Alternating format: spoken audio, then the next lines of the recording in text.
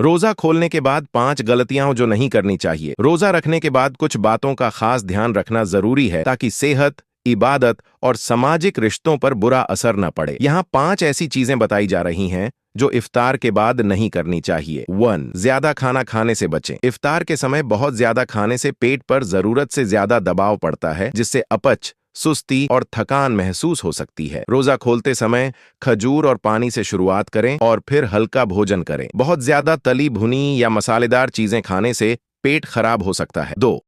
इफ्तार के तुरंत बाद सिगरेट न पिएं। कुछ लोग इफ्तार के तुरंत बाद सिगरेट पीते हैं, जो सेहत के लिए बहुत हानिकारक है। खाली पेट होने के कारण निकोटिन का असर तेजी से होता है और दिल की धड़कन बढ़ सकती है। बेहतर है कि रोजे के बाद सिगरेट से परहेज किया जाए ताकि सेहत पर बुरा असर न पड़े। 3. बहुत ठंडा पानी या सॉफ्ट ड्रिंक तुरंत न पिएं। इफ्तार के समय बहुत ठंडा पानी या कोल्ड ड्रिंक पीने से गले में जलन और अपच की समस्या हो सकती है। बेहतर होगा कि गुनगुने या सामान्य तापमान वाले पानी से रोजा खोला जाए ताकि शरीर धीरे धीरे हाइड्रेट हो और पाचन प्रक्रिया आसान बने। 4.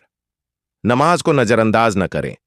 कुछ लोग इफ्तार के बाद इतने व्यस्त हो जाते हैं कि वे मगरिब या ईशा की नमाज में सुस्ती करने लगते हैं। रोजा सिर्फ भूख और प्यास सहने का नाम नहीं है, बल्कि इसका असली मकसद इबादत और आत्मा की शुद्धि है।